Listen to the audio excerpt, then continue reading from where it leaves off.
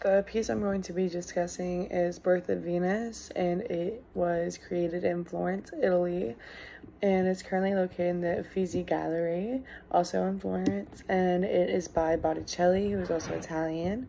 The medium of work is oil paint on canvas, and it's from the Renaissance period.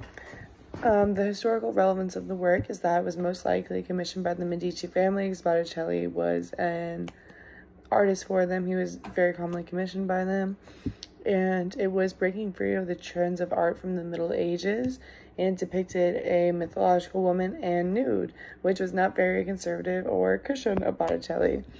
To create, it took approximately 2 years, and it was completed sometime between 1485 and 86. It's important because it embodied the geopolitical, social, and cultural shifts that were occurring at the time, particularly in Florence, where Botticelli was both from and worked. The defining characteristics of this work is Venus drifting to the coast of Cyprus by way of a giant shell, being blown by the winds of Zephyr and Aura, which are the two angels to the side of her. Well, not necessarily angels, but the ones with the wings. And her body is being concealed kind of haphazardly by her right hand, covering her breasts, as well as her long flowing golden hair covering below her waist. And she's being welcomed by a woman on the shore holding a giant flower robe. There are also flowers blowing in the wind beside her into the shore. The land is all lush and green, signifying summer, which she usually represents in a lot of literature. And the historical contributions of Botticelli include, at the height of his fame, he was the most esteemed artist in Italy, and his works were hugely popular in his lifetime as well as today. Another notable piece of his is Primavera from 1482, which is also on display in the same Uffizi Gallery. My personal observation is that the complexion of Venus is present throughout actually a lot of his work, or very similar complexions. For example, a portrait of a young woman displays, to me, it looks like pretty much the exact same person. You know, kind of like her very soft brows, elongated nose and neck, her pouty lips, and then even the exact same hair. And also, I think that one of the nymphs in Primavera pretty much look the exact same. And this is possibly like a reference from, this is just my own theory, it's probably a reference from like his personal life.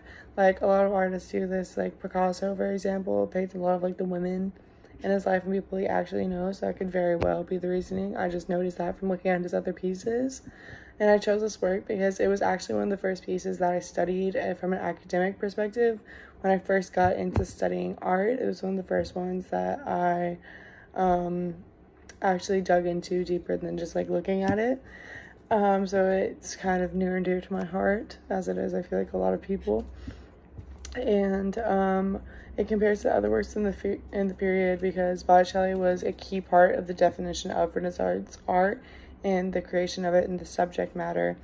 And this piece definitely helped to revive what was once a taboo subject matter, and without kind of him breaking through that threshold, Renaissance art would probably not look how we envision it today. It would not have a lot of the same subjects, a lot of the same styles that we are used to seeing in Renaissance art.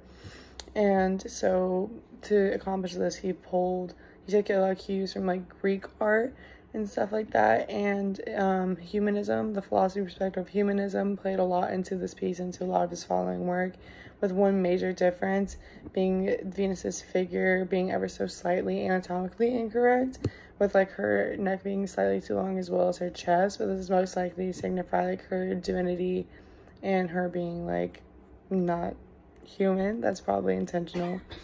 And one fun fact is that Venus is the god of love and beauty, and her Greek counterpart is Aphrodite.